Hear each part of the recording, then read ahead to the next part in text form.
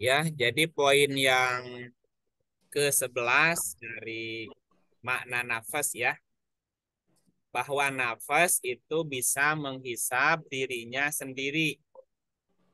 Ya, kita lihat ayatnya di surat 17 ayatnya 14 ya, Bu. Ya, silakan Bu. Ya, Auzubillahiminasyaitonirrajim. Bismillahirrahmanirrahim. Surat Al-Isra ayat 14. Bacalah kitabmu. Cukuplah dirimu sendiri pada waktu ini sebagai penghisap terhadapmu. Ya, Iqra kitabaka, bacalah kitabmu. Cukuplah dirimu sendiri pada waktu ini sebagai penghisap terhadapmu.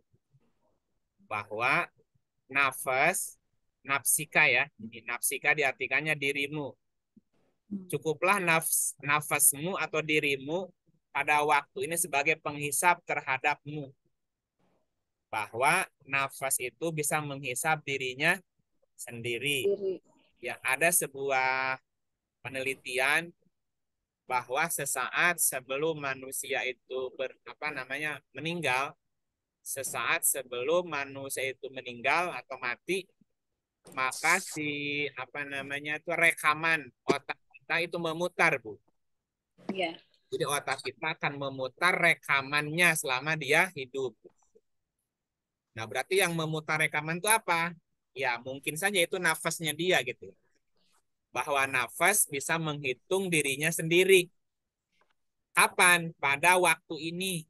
Waktu ininya kapan? Kalau kita lihat ayat sebelumnya, dan tiap-tiap manusia itu telah kami tetapkan amal perbuatannya sebagaimana tetap kalung pada lehernya. Nah, lehernya menggunakan kata-kata unuk. Wa kulla insanin alzamnahu ta'irahu fi unukihi. Bahwa tiap-tiap manusia itu telah kami tetapkan amal perbuatannya sebagaimana tetapnya kalung pada leher. Unuk. Nah, unuk itu batang otak sebelah kanan, Bu, batang otak. Nah, unuk itu juga berfungsi sebagai rekaman data atau dalam bahasa lainnya sistem limbik itu. Sistem limbik dan batang otak itu unuk, Bu. Unuk juga berbicara nanti tentang kesadaran di situ, Bu. Nah, kesadaran itu kan pusat data. Kesadaran, ingatan, memori. Nah, itu adanya di unuk. Unuk itu bahasa bahasa biologinya apa? Batang otak atau sistem limbik, gitu. Sistem limbik dan batang otak. Dan di dalam sistem limbik dan batang otak juga ada kesadaran. Nah, unuk itulah yang nanti akan memutar gitu, memutar ulang rekaman amal perbuatan dia gitu. Makanya dia si napasnya bisa menghitung dirinya sendiri gitu. Diri. Jadi menjelang mungkin beberapa saat sebelum dia wafat ya, itu ajal gitu. Nah, cuman dalam bahasa psikologinya nafas di sini apa ya gitu. Kalau nafas itu bisa menghitung dirinya gitu. Menghitung diri, dia bisa memutar kembali, melihat lagi apa yang pernah dilakukannya gitu. Dan itu kan beberapa saat gitu, tidak lama sebelum dia meninggal. Dan dia tidak bisa lagi kembali gitu, tidak bisa lagi melakukan perbaikan mundur ke belakang gitu. Sudah akhir lah, akhir ajalnya gitu. Wa nukhriju lahu yaumal kiamati kitaban yalqahu mansyura. Dan kami keluarkan pada hari kiamat sebuah kitab yang dijumpainya terbuka gitu. Nah, makanya si nafas bisa Hilang. bisa menghitung dirinya sendiri. Diri. Artinya juga bermakna semua orang jadi pinter nanti. Pinter baca kitabnya sendiri gitu. Walaupun sekarang orang kan bisa ngeles kan. Mengeles gitu. Ngeles atau tidak mengaku, berpaling bisa aja. Nanti mah nggak bisa bohong gitu. Semuanya ada datanya kok gitu. Dan disitulah nampak seseorang itu penyesalannya gitu. Kalau catatannya tidak baik. Dan pada saat itu juga muncul nampak wajah riang dari seseorang gitu. Ketika catatan amalnya baik gitu. Makanya Bapak Ibu bisa melihat raut muka atau raut wajah atau air muka ketika orang itu menjelang ajalnya, Bu. Ada yang wajahnya ketakutan gitu, ada yang wajahnya kecewa, ada yang bersedih gitu, ada yang tersenyum gitu.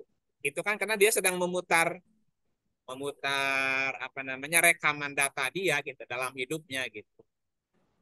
Nah, seperti itu. Oke, ada masukan poin ini? Halo? Berarti mungkin itu memori ya Pak ya. Iya, iya, karena Memori ya, yang diputar kembali ya. Kalau tadi Pak Iip tanya kalau di psikologi apa itu, jadi mungkin memori ya Pak ya.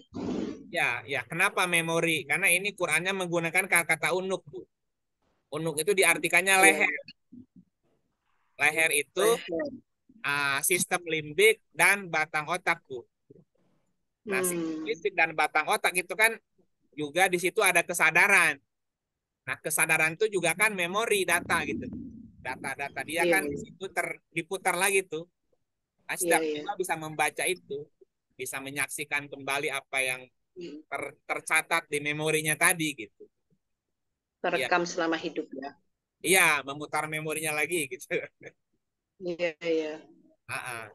Ya jika memorinya positif kan dia nampak raut di wajahnya kan tersenyum kan, senang gitu. Tapi ketika catatannya Hmm. buruk gitu, jahat gitu kan, nah dia akan merasa apa Iya. ketakutan, kecewa, sedih gitu kan. Dan itu kan nggak bisa diinginkan gitu. Ya gitu. Oke. Kedua, Memori itu ada dua kan, kan? ya, Ada dua kan, memori yang direkam alam semesta sama dalam nafasa kan ada dua. Jadi untuk ada backupnya lah kalau komputer itu kan dia. iya, Hmm. ada Ah, rekaman yang dalam diri kita ada, juga ada di ah, alam semesta juga ada. iya, Nah, kalau oke, mana catatan itu? di alam semesta itu kan nanti juga akan dihadirkan sebagai saksi. Itu 50 ayat 4. Sesungguhnya kami telah mengetahui apa yang dihancurkan oleh bumi dari tubuh-tubuh mereka. Dan pada sisi kami pun ada kitab yang memelihara atau mencatat. Ya, artinya kan setiap orang tuh punya dua catatan, Bu. Catatan yang ada dalam dirinya sendiri, yang tadi di dalam unuknya disimpan. Ya. Juga ada catatan yang tersimpan di alam semesta, yang tidak akan hilang juga gitu. Tubuhnya boleh hancur, tetapi catatannya tetap terpelihara gitu. Ada catatan di alam semesta, rekam data dia juga gitu. Ya. Misalnya gini, ketika kita berkata-kata, itu kan kata-kata kita tersimpan, Bu. Iya. Ketika kita berpikir, ketika kita berkata-kata, kata-kata itu akan tersimpan baik positif maupun negatif, Bu. Dan suatu ketika kita akan menerima itu, menerima umpan balik dari apa yang kita katakan gitu. Kalau kita lanjut ke 50:17-nya, nah, Bismillahirrahmanirrahim. Yaitu ketika dua orang malaikat mencatat amal perbuatannya. Seorang duduk di sebelah kanan dan yang lain duduk di sebelah kiri. nah lanjut. Tiada suatu ucapan pun yang diucapkannya, melainkan ada di dekatnya malaikat pengawas yang selalu hadir. Artinya apa, Bu? Setiap ucapan kita terekam nggak datanya, Bu? Iya, iya. Iya, gitu. Makanya orang bilang hati-hati dengan kata-kata gitu. Karena ketika sudah keluar jadi kata-kata, itu sudah jadi energi, Bu. Dan energi itu nggak hilang gitu. Kita akan menemukan kembali energi itu. Ketika kita berpikir positif, ketika kita punya ide, punya gagasan, terus ide itu disampaikan, maka ide itu nanti akan ditemukan lagi oleh kita sendiri atau oleh orang lain, Bu. Tiba-tiba orang punya ide aja. Boleh jadi ide itu pernah ada sebelumnya gitu. Cuman mungkin saat itu dia lagi-lagi lewat di pikiran dia gitu, bisa jadi. Tiba-tiba saya punya ide dan ide itu ternyata sudah pernah ada sebelumnya gitu. Nah, boleh jadi ide itu dilaksanakan sama oleh orang lain gitu. Nah, jadi itu kenapa kita dianjurkan untuk selalu berbaik sangka gitu kan. Berbaik sangkalah gitu. Berpikirlah yang positif, berkata-katalah yang baik, yang positif. Kenapa? Kan itu udah jadi energi kalau dikatakan gitu. Tidak ada suatu ucapan pun melain di dekatnya ada rokim atid gitu. Dicatat tuh ucapan tadi gitu. Setiap kata-kata dicatat gitu, setiap perbuatan dicatat dan itu ada rekamannya gitu. Nah, tadi ajaibnya si nafas bisa membaca, bisa menghisap dirinya itu tadi. Nah, itu terutama menjelang ajal tadi gitu. Ya, gitu betul Pak. Jadi ada dua catatan, catatan di dalam diri dan catatan di alam semesta itu. Oke, lanjut ya. Nah, yang ke-12, kalau begitu setiap nafas pasti ada penjaganya gitu. Setiap nafas itu ada penjaganya. 86 ayat 4. Bismillahirrahmanirrahim. Tidak ada suatu jiwa pun atau diri, melainkan ada penjaganya. Nah, in kullu nafsin lama alaiha hafid. Tidak ada satu jiwa pun melainkan ada penjaganya. Jaga, Berarti setiap nafas, setiap jiwa ada menjaga. penjaganya. Pertanyaannya, siapa yang menjaga jiwa kita, Bu? Malaikat. Nah, malaikat itu siapa? Molekul. Molekul, Molekul, iya. yaitu semua unsur molekul, yaitu berupa malaikat. Ya, molekul dalam bentuk fisik dan ruh. Jadi, malaikat yang sudah berwujud dalam bentuk fisik dan ruh, itulah yang menjaga jiwa kita gitu. Ketika fisik kita rusak, jiwanya betah nggak, Bu? Enggak. Misal, Enggak. misal ada orang kecelakaan nih, misal kecelakaan kena musibah, tabrakan misalnya Bu, atau ketiban pohon apa misalnya, tubuhnya rusak tuh. Ya, maka jiwanya kan tidak kerasan, pasti keluar dari tubuhnya gitu. Orang nyebutnya mati gitu. Ya berarti jiwa kita ada yang menjaga apa? Tadi malaikat dalam bentuk molekul yang sudah wujud jadi tubuh atau jadi fisik yang ada ruhnya tadi. Karena apa? Karena unsur fisik terbentuk dari malaikat. Gitu. Coba kita buktikan ya bahwa unsur fisik itu terbentuk dari unsur malaikat. Misalnya nih, kita lihat 50:21. 50 ayatnya 21. Dan datanglah tiap-tiap diri bersama dengan dia seorang malaikat penggiring dan seorang malaikat penyaksi. Malaikat di sini apa fungsinya, Bu? Penggiring dan menyaksikan. Penggiring dan penyaksi. Jadi dia sebagai saksi ya. Ya. Syahid itu artinya saksi. Saikun wa syahidun. Saikun menggiring, syahidun menyaksi atau bersaksi. Ya, kita lanjut 22. Sesungguhnya kamu berada dalam keadaan lalai dari hal ini. Maka kami singkapkan daripadamu tutup yang menutupi matamu. Maka penglihatanmu pada hari itu amat tajam. Nah, banyak orang yang lalai bahwa ada malaikat yang selalu mengiringi dia dan ada malaikat yang selalu Bersaksi. Oke. Nah, kita lihat lagi 69, 17. Menggiringnya apa Pak maksudnya? Ya, kemanapun kita pergi, dia ngikut, Bu. Oh, ngikut. Mengiring kalau gitu, bukan menggiring Pak ya? Iya, pengiring namanya, selalu mengiringi gitu. Bukan menggiring ya. Kalau menggiring kan dia yang membimbing. Mengiringi itu gini, kemanapun kita pergi, kulit kita disimpan apa dipajang, Bu? Pajang. Ya, Kulit pajang. kemanapun kita pergi, kulit kita disimpan di lemari apa dipajang di rak? Kulit. Ya, kulit. Dia nempel terus. Ya, Nempel kan. kemanapun kita pergi, kulit kan ngikut. Iya. Nah, itu namanya pengiring. Pengiring kemanapun pergi, ya dia ngikut gitu. Mengiringi namanya. Tadi kelebihan G tadi. Iya, ngiringi terus gitu. Kan kita diiringi terus. Iya. Diiringi oleh setiap organ tubuh kita. Sesungguhnya kamu berada dalam keadaan lalai dari hal ini. Dari hal apa? Dari hal bahwa ada malaikat yang selalu mengiringi dan malaikat yang selalu menjadi saksi. Ya kenapa disebut pengiring dan bersaksi? Ya dia kemanapun kan ngikut kita. Ya, Apa yang dilakukan kita dia kan ngiringin terus. Dia juga menjadi saksi. kan? Ah gitu. Nah kita lihat di 6917-nya. 6917. Dan malaikat-malaikat berada di penjuru-penjuru langit.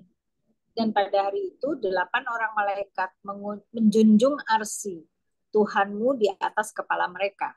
Nah, bahwa ada 8 molekuler yang menyusun setiap bangunan alam semesta, termasuk tubuh fisik manusia. Jadi setiap arsi itu artinya bangunan alam semesta, termasuk tubuh fisik manusia, juga disebut sebagai arsi.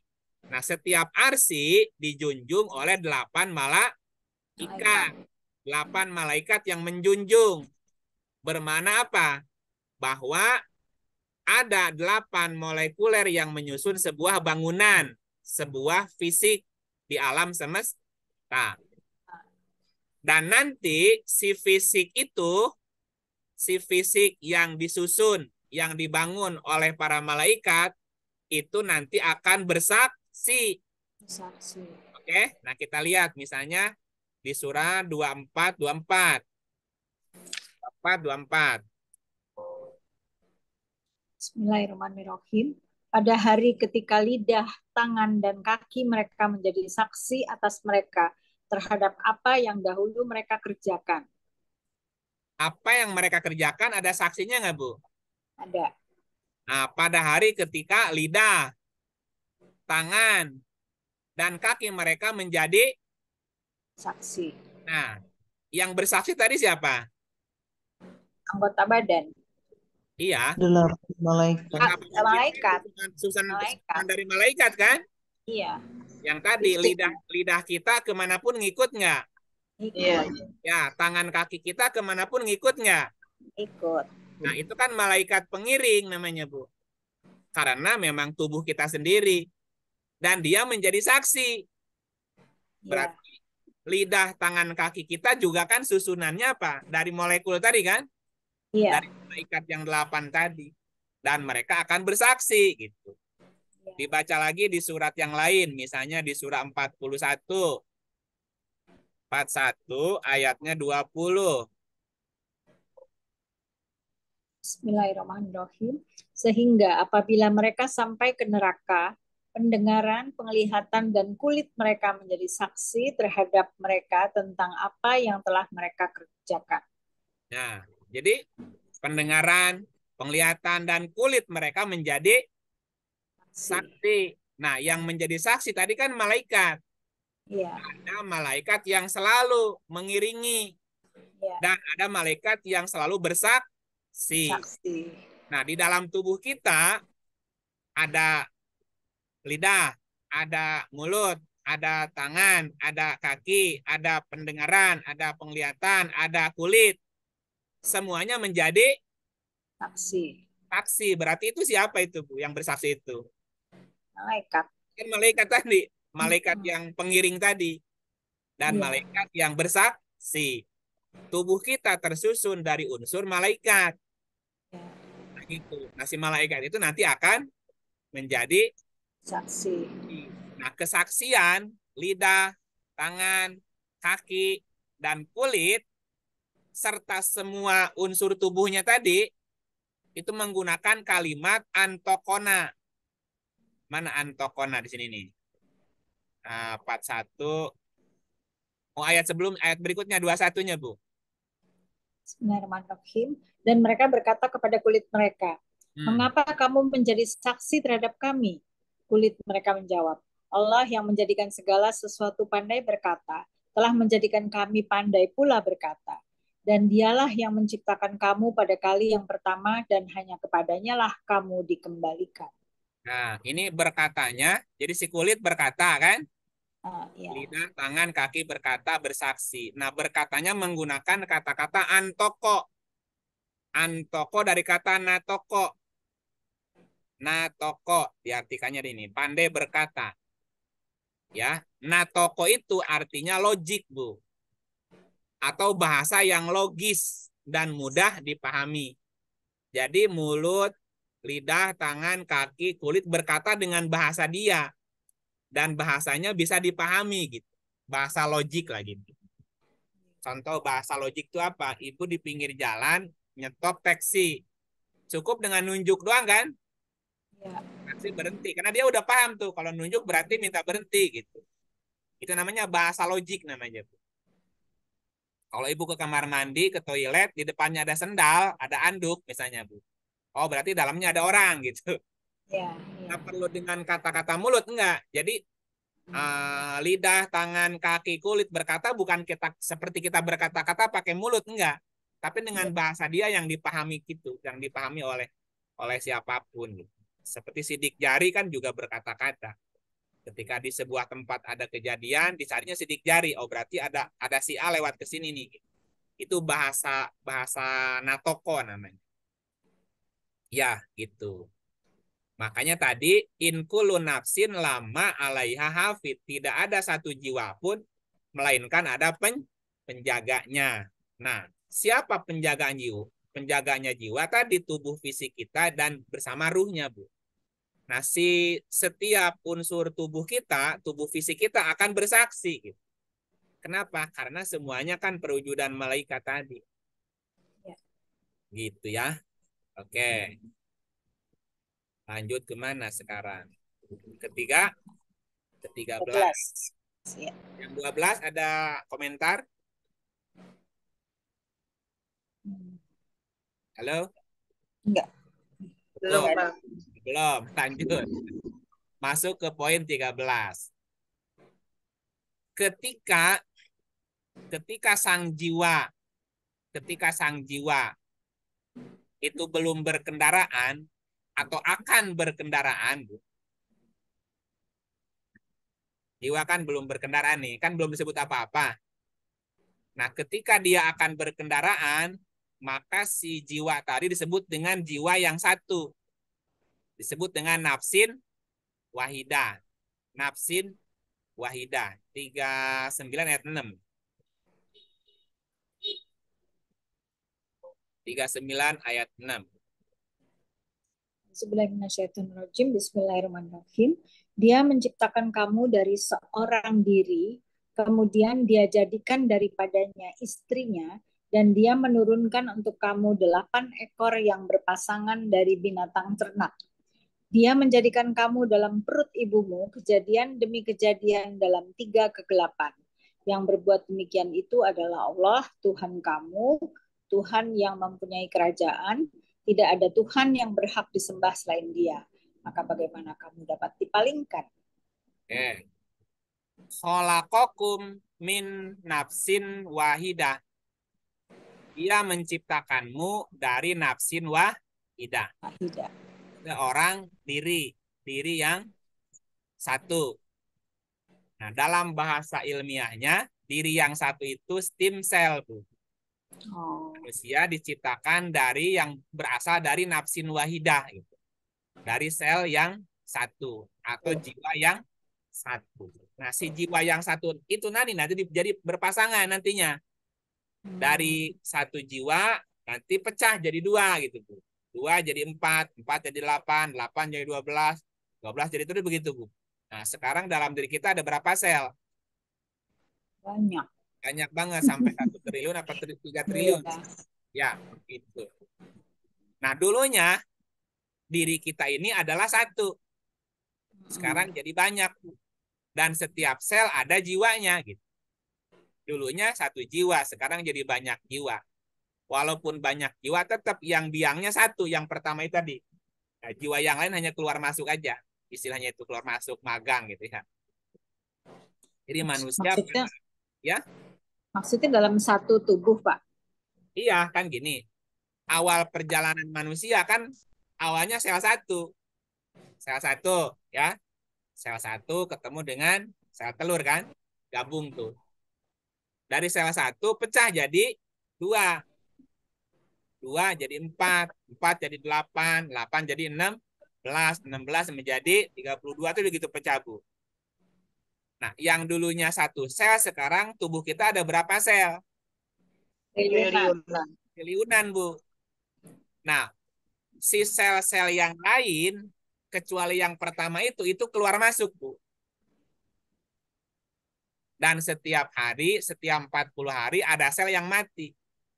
Oh. Mati, ya hidup lagi. Ada yang mati, ada yang hidup lagi. Nah, sel-sel yang lain selain sel yang pertama tadi itu kan sistem apa sifatnya sementara, Bu. Hidup, mati lagi, hidup, mati lagi. Yang nggak pernah mati sel yang pertama itu. Nah, sementara sel-sel yang lain itu keluar masuk. Bersamaan dengan sel yang mati ada yang hidup. Bersamaan dengan sel yang hidup ada yang mati. Nah, yang diminta pertanggungjawaban sel yang pertama itu tadi. Sinapsid wahidah yang pertama sebetulnya. Nah, dari mana kita bisa mendapatkan sel yang hidup lagi? Ya dari makan, minum, bernafas itu kan menghidupkan sel yang baru lagi gitu. Nah, setiap sel itu punya jiwa gitu. Dalam bahasa ilmiahnya, dalam 1 kilogram tubuh manusia itu kurang lebih ada 1 triliun sel. Dalam setiap sel ada 1 DNA. Dalam 1 DNA ada 3 miliar informasi. Bayangkan, Bu. Ya, dalam apa tadi berat 1 kilogram tubuh 1 triliun sel. Setiap sel punya 1 DNA. DNA. 1 DNA ada 3 miliar informasi. Masih. Makanya kita tidak akan kehabisan ruang untuk merekam data, Bu. Karena tubuh kita ini ngerekam data juga. Nah, si sel-sel yang lain itu kan keluar masuk. Makanya manusia bisa berubah. Manusia itu bisa berubah. Dari mana bisa berubahnya? Ini, dalam 4 bulan kita melakukan perubahan misalnya. Makan dijaga yang baik-baik, minum dijaga yang baik-baik misalnya. Bicara dijaga yang baik-baik, mikir dijaga yang baik-baik. 4 bulan saja, Bu. Itu karakternya bisa berubah. Secara fisik berubah karena sel yang lama udah mati nih. Makanan yang halal, yang baik, yang bersih, makannya tuh. Sehingga kan lama-lama tubuh yang lama kan keluar mati. Muncul sel yang baru kan. Nah, pikirannya diperbaiki. Jadi sebetulnya kan tidak ada alasan bagi kita untuk tidak bisa berubah, Bu. Manusia tuh bisa berubah karena sel dalam tubuhnya tidak tetap gitu. Nah, kayak gitu. Kalau gitu orang jahat bisa dijadiin baik, Pak, ya, kalau Bisa. disuruh ini Ya, ya. jika dia Bisa dilatih direkayasa. dalam durasi 1 am misalnya, 1 am itu kan 4 bulan. Selama waktu 4 bulan, makanannya baik-baik, minumannya yang baik-baik, pikirannya yang baik-baik, lingkungannya baik, itu bisa berubah gitu. Ya, karena tubuh fisiknya pun berganti gitu. Nah, ketika makanya ada ungkapan hadis begini, setiap daging yang tumbuh dari makanan yang haram, maka dia akan cenderung melakukan perilaku yang membawa dia ke neraka, Bu. Misalnya ini kita eksperimen lah. Ada 2 anak ya. Nah, selama 4 bulan, anak yang pertama dikasih makanan yang halal, makanan yang baik, lingkungan yang baik misalnya, Bu. Sementara anak yang kedua dikasih makanan yang haram, Bu. Lingkungannya yang nggak baik. Coba lihat 4 bulan berikutnya gimana. Itu kan pasti karakternya terbentuk di situ. Yang ini anak baik, ini anak nakal. Iya.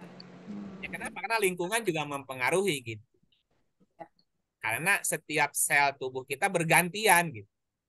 Makanya kenapa kita suka berubah pikiran, berubah perilaku, berubah karakter ya? Iya karena begitu, Bu.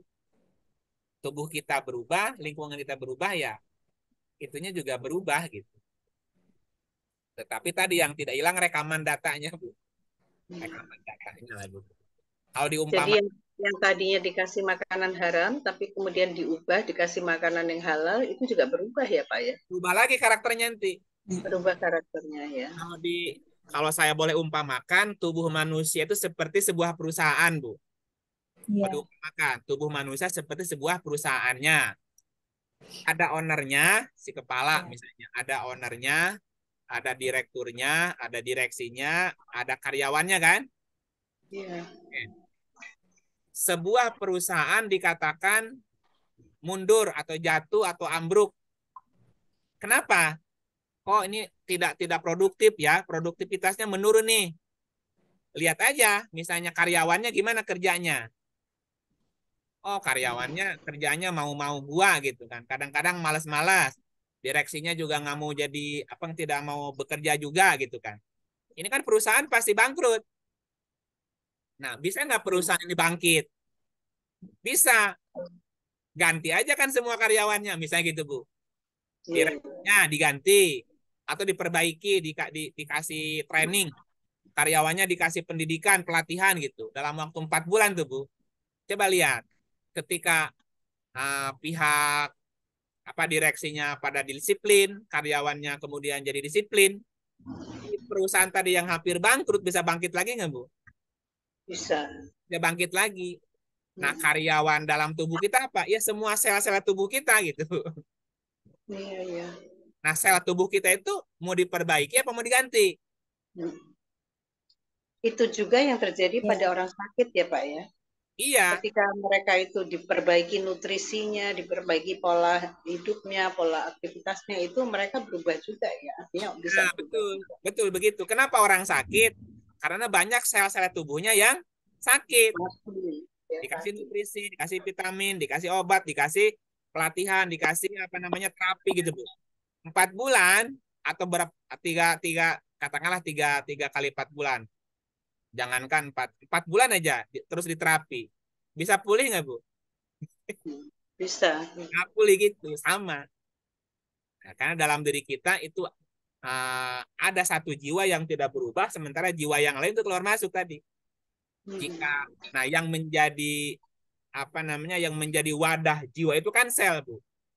Setiap sel tubuh kita. Dan setiap sel tubuh kita itu kan dari unsur malaikat tadi, yang merekam semua data tadi gitu. Ya, yang lain hanya numpang magang aja, Bu. Magang. Hanya melengkapi lah gitu. Yang nggak pernah berubah kan owner. Yang berubah kan karyawannya aja. Yang itu kan bisa gantian. Keluar masuk gitu.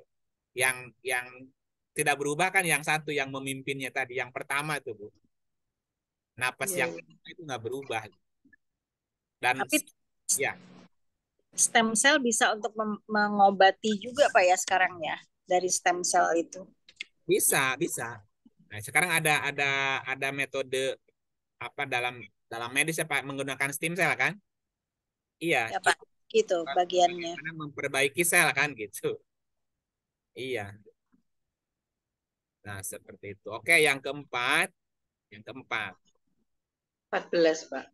yang ke-14, yang ke-14 bahwa apa namanya, nafas yang sudah berkendaraan fisik ketika lahir itu dilupakan memori lamanya, Bu. Jadi ketika ketika nafas mulai berkendaraan fisik, nah ketika dia lahir dengan fisik yang baru itu, dia tidak tahu apa-apa. Istilahnya itu dilupakan gitu. Jadi pengalaman masa lalunya dilupakan gitu. Karena kan perjalanan jiwa itu udah panjang sebetulnya. Si apa namanya, si stem cell itu atau sinapsin wahida itu kan pernah pernah melewati banyak fase, banyak derajat dalam kehidupan gitu. Dia pernah lewat di sayuran, dia pernah lewat di flora, di fauna, di banyak nama di alam semesta kan. Nah, ketika dia berkendaraan manusia, lahir sebagai manusia, itu memori lamanya atau pengalaman masa lalunya dilupakan, Bu. Istilahnya gitu di 22 ayat 5. 22 ayat 5. Bismillahirrahmanirrahim. Hai manusia, jika kamu dalam keraguan tentang kebangkitan dari kubur, maka ketahuilah, sesungguhnya kami telah menjadikan kamu dari tanah, kemudian dari setetes mani, kemudian dari segumpal darah, kemudian dari segumpal daging yang sempurna kejadiannya, dan yang tidak sempurna, agar kami jelaskan kepada kamu, dan kami tetapkan dalam rahim, apa yang kami kehendaki sampai waktu yang sudah ditentukan. Kemudian kami keluarkan kamu sebagai bayi, kemudian dengan berangsur-angsur kamu sampailah kepada kedewasaan, dan di antara kamu ada yang diwafatkan, dan ada pula di antara kamu yang dipanjangkan umurnya sampai pikun, supaya dia tidak mengetahui lagi apa sesuatu pun yang dahulunya telah diketahuinya. Dan kamu lihat bumi ini kering, kemudian apabila telah kami turunkan air di atasnya, hiduplah bumi itu dan suburlah dan menumbuhkan berbagai macam tumbuh-tumbuhan yang indah. Ya, Jadi dibikin lupa. ada kalimat yang dibikin. Iya. Supaya kamu tidak mengetahui Yang yang dahulu dahulunya telah diketahui. tapi Nah, di sini ada kata-kata pikun, Bu. iya. Tapi kalau kita perhatikan, nggak connect sebetulnya. Kita perhatikan. Kemudian dengan berangsur-angsur sampailah kepada kedewasaan. Di antaramu ada yang diwafatkan, di antaramu ada yang dipanjangkan umurnya. Sampai pikun. Apakah ketika orang pikun semuanya lupa, Bu? Ada yang lupa, ada yang ingat. Yang dulu-dulu malah ingat. Dulu, nah ya, yang dulu malah ingat, yang lupa kan yang kemarin aja. Iya. Nah, sementara di ayat ini supaya kamu tidak mengetahui sesuatu pun yang dulunya diketahui. Iya. Berarti kurang pas ya. Di sini bukan pikun sebetulnya. Apa? Karena posisi dia tidak tahu apa yang dulunya diketahui. Iya. Sementara kalau pikun tidak semuanya lupa kan? Iya, yang dulu malah ingat. Nah, dulu malah ingat. Nah, berarti ini apa? Kita lihat Arabnya. Wa minkum mayuradu ila arzalil umur. Arzalil umur tuh umur yang paling lemah, Bu. Umur yang paling lemah umur berapa, Bu? Udah tua. Bayi. Masih muda, masih bayi. Bayi. Jadi ada orang yang dikembalikan ke bayi, Bu. Berarti kan dia berkendaraan bayi lagi. Nah, ketika dia lahir sebagai bayi, maka yang dulu dilupakan. Sangat sekali. Dilupakan namanya. Supaya dia tidak mengetahui lagi apa yang dulunya diketahui. Kalau arzalil umur itu pikun, tidak semua yang dia tahu dilupakan kan? Nah, berarti kalimat yang dulunya diketahui sekarang tidak diketahui, itu di posisi arzalil umur. Arzalil umur itu umur yang paling lemah. Umur yang paling lemah itu lahir sebagai bayi, Bu. Tapi bisa juga berarti ketika ada kan orang yang sudah sampai tua, kemudian dia sakit dan sampai lemah, sampai udah koma atau nggak tahu apa-apa lagi gitu ya, atau nggak bisa melakukan apapun juga, terbaring saja, itu bisa dibilang juga sebagai umur yang paling lemah nggak, Pak? Iya, ada yang dia ingat nggak, Bu? Kalau dia koma mungkin ini ya, kita nggak tahu ingat apa enggak. Orang koma itu hilang ingatannya nggak? Iya. Rizky, gimana Pak Dia Rizky? tidak sadar kan, dia tidak sadar akan apapun. Iya. Ketika koma, kalau dia tidak bangkit dari koma, sadar lagi, ingat lagi nggak? Ingat. Bisa ya, bisa. Artinya kan memorinya nggak hilang. Iya. Nah, kalau berarti bukan pikun istilahnya, Bu. Gini, ketika manusia itu dilahirkan sebagai bayi, kan nggak ada bayi yang pinter, Bu. Nggak ada. Dia pasti nol lagi gitu. Iya. Hanya masa ada yang cepat, belajarnya ada yang lambat gitu. Nah, sementara kalau usia pikun, kalau manusia itu pikun, tidak semuanya hilang ingatan, enggak gitu. Iya. Enggak semuanya hilang ingatannya, ada yang tetap diingat gitu. Bahkan tadi masalah jadi yang paling diingat. Berkaitan dengan istilah pikun itu ya, Pak ya. Iya. Kan pikun itu bisa dari yang ringan sampai yang berat gitu ya. Cuma Jadi di kalau sini yang berat itu misalnya orientasi dia terhadap benda, terhadap wajah orang atau manusia, semuanya itu apa orientasinya udah buruk sekali lah. Dia misalnya sampai ada yang tidak bisa membedakan mana yang boleh dimakan, mana yang tidak boleh dimakan misalnya gitu. Atau lupa sama anaknya, lupa sama dia sudah makan atau belum tadi misalnya kayak gitu. Iya, ada Iya. yang begitu. Kalau kita lihat kontekstual ayatnya, ini kan wa minkum dan di antaramu man ada orang yurodu yang dikembalikan, kembali lagi ila arzalil umuri sampai ke umur yang paling lemah. Umur yang dikembalikan ke umur yang paling lemah, dikembalikan, Bu. Berarti kan muter lagi ke Iya. belakang. Istilah lainnya dikembalikan itu ya dilahirkan kembali sebetulnya sih. Kembali menjadi umur yang paling lemah gitu. Walaupun orang yang sudah tua juga kembali menjadi lemah. Kayak Tetapi, anak kecil lagi kan. iya, tetapi tidak semua ingatannya dilupakan kan? Iya. Masih ada tetap yang dia ingat gitu. Walaupun nggak ingat anaknya, tapi masa lalunya masih ingat. Waktu diomongin pacarnya dia senyum-senyum, Bu, ingat lagi gitu, misalnya gitu. Iya, iya. Misalnya gitu. Jadi tidak sama sekali lupa kalau disebut sebagai pikun gitu. Ini Iya. terjemahan dari arzalil umur. Iya. Arzalil umur itu umur yang paling lemah gitu. Cuman kenapa diartikannya pikun gitu. Iya. Ah, orang yang pikun juga tidak selalu lemah sih, apalagi fisiknya kan ada masih makannya masih semangat, jalannya masih kenceng Kuat gitu. gitu. Ya. Hanya Secara fisik ingatannya dia aja. masih sehat ya. Bisa Iya. jadi. Sementara umur yang paling lemah itu secara fisik juga lemah gitu. Ingatan juga nggak ada yang Iya. ingat sama dia. Lemah tuh memang benar-benar lemah semuanya gitu. Iya, iya. Gitu. Arzalil umur namanya. Kita lihat Bisa. di surat yang lain ya. Misalnya, jadi ketika nafas berkendaraan fisik lahir kembali itu apa namanya pengalaman masa lalunya dilupakan dan oleh Allah diberi pinjaman lagi fisik. Nah, ketika dia berkendaraan fisik baru itu nol lagi posisinya. Nah, itu dalam bahasa apanya lihat 8419 ya. 8419. Bismillahirrahmanirrahim. Sesungguhnya kamu melalui tingkat demi tingkat dalam kehidupan. Iya.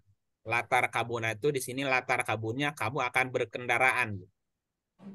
Sesungguhnya kamu akan berkendaraan tingkat demi tingkat dalam kehidupan. Kehidupan.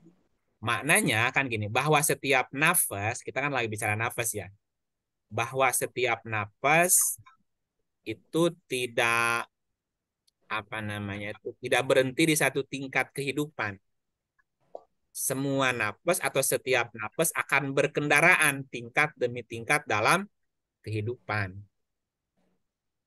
Kalau kita makan sayur atau makan binatang, itu kan sel-sel yang tadinya dalam sayur ada dalam diri kita kan?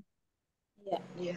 Berarti apa namanya tuh setiap jiwa itu dia pernah ada di tumbuhan gitu. Dia pernah ada di binatang, dia pernah ada di alam gitu. Nah, kemudian si napas-napas tadi berkendaraan manusia nih. Ketika napas berkendaraan manusia, nah pengalaman dia di masa lalu ketika dia berkendaraan tadi, berkendaraan tumbuhan, berkendaraan hewan itu dilupakan gitu. Kita tidak ingat ketika kita berkendaraan yang lama gitu. Kalau ibu pergi dari rumah mau ke luar negeri misalnya bu, ketika ibu naik pesawat, masih ingat nggak perjalanan dari rumah atau diingat-ingat nggak perjalanan dari rumah ke stasiun, dari stasiun ke bandara? Yang nggak diingat-ingat Nah, sih. nggak diingat-ingat. Yang ibu ingat sekarang ada di pesawat aja gitu kan. Hmm. Seperti mirip-mirip begitulah peristiwanya. Nah, kita mau pergi ke setempat, ada katakanlah 4 atau 5 kendaraan yang kita lewatin dari rumah naik beca ke pinggir jalan, dari pinggir jalan apa namanya naik taksi ke terminal gitu, dari terminal naik lagi ke bandara gitu kan. Nah, terakhir di bandara naik pesawat. Ketika kita berkendaraan pesawat, kita udah lupa kendaraan sebelumnya tuh. Yang ibu tahu sekarang tadi pesawat gitu aja, nggak diingat-ingat lagi gitu. Nah, kalau ini memang dilupakan gitu. Kita dilupakan pernah berkendaraan apa sebelumnya gitu. Taunya sekarang saya manusia aja gitu. Ya Tapi kalau ketika berkendaraan baru itu, Pak, itu kan artinya dia melanjutkan yang lama ya? Atau mulai melanjutkan, dari nol lagi? iya Melanjutkan lama ya? melanjutkan perjalanan jiwanya dengan kendaraan yang baru lebih canggih, Bu. Karena pada dasarnya jiwa itu harus terus sempurna ya, menjadi Ya, lebih baik gitu ya. harus mengalami proses kematangan tadi kalau istilahnya Bu Dewi. Kematangan. Oh, Kematangan jiwa. Makanya dia mesti berpengalaman di banyak iya, kendaraan, Bu. iya. Dia mesti Tapi pengalaman tapi naik bisa beca. jadi Pak, bisa jadi ketika dia dibangkitkan lagi dan menjadi jiwa yang baru, itu kan memang tujuannya supaya dia menjadi lebih matang ya. Tapi bisa Betul. jadi malah mundur ya. Bisa Bisa. kemungkinan itu ada tetap ada kan? Iya, bisa bisa lebih matang, bisa lebih jatuh dari sebelumnya gitu, Bu. Iya, iya, iya. Ya, makanya ada agreement begini, ada pernyataan begini ya. Misalnya 486 Bu. Bismillahirrahmanirrahim. Apabila kamu dihormati dengan sesuatu penghormatan, maka balaslah penghormatan itu dengan yang lebih baik, atau balaslah dengan yang serupa. Sesungguhnya Allah memperhitungkan segala sesuatu. Ya, Jadi, nyambung nggak dengan tadi juga apa jaka sembung naik ojek? Wa Ya. idza huyitum dari kata hayun, Bu. Apabila kamu dihidupkan, Hmm. apabila kamu dihidupkan, diartikannya dihormati. Dihormati. Huyi Oke. itu dari kata Dihidupkan. hayun. Ya, kita kan sifat hayat sudah lewat kan? Hayuyi. Huyi itu dihidupkan, hayun hidup. Kalau huyi Hmm. dihidupkan. Wa idza huyitum apabila kamu dihidupkan sebagai bentuk penghormatan. Mati. Aku masih menghormatimu nih, maka kamu diberikan hidup kembali. Gitu. Ungkapannya gitu, Bu. Iya, iya. Kalau ibarat owner bilang sama karyawannya, aku masih menghormatimu karena kamu anak saudaraku atau anak temanku. Maka sekarang aku kasih kesempatan kamu jadi karyawan lagi, gitu. Misalnya, Bu, ya. iya, Apabila kamu dihidupkan iya, sebagai bentuk penghormatan, penempatan. gitu ya. Iya. Dengan suatu penghidupan. Wa idahuyitum bitahiyatin apabila kamu dihidupkan dengan satu kehidupan. Fahayu maka hiduplah bi ahsana minha dengan kehidupan yang lebih baik dari sebelumnya. Auruduha atau kamu boleh mengembalikannya, bukan membalasnya, Bu. Rudu itu kan mengembalikan. Di surat 22 tadi, yuroddu itu dikembalikan artinya. Hmm.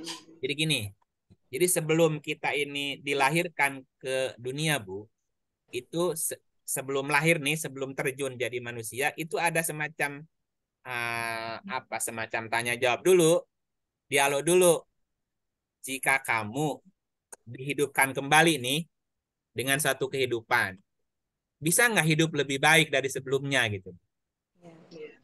Kalau nggak bisa, kamu boleh menolaknya, nolak, nggak gitu. Itu bisa ditangguhkan Bu hidup laginya. Hmm. Artinya ketika orang itu lahir jadi manusia, dia sudah tekan kontrak ini, Bu. Karena dia sudah sanggup. Udah sanggup, makanya dia lahir.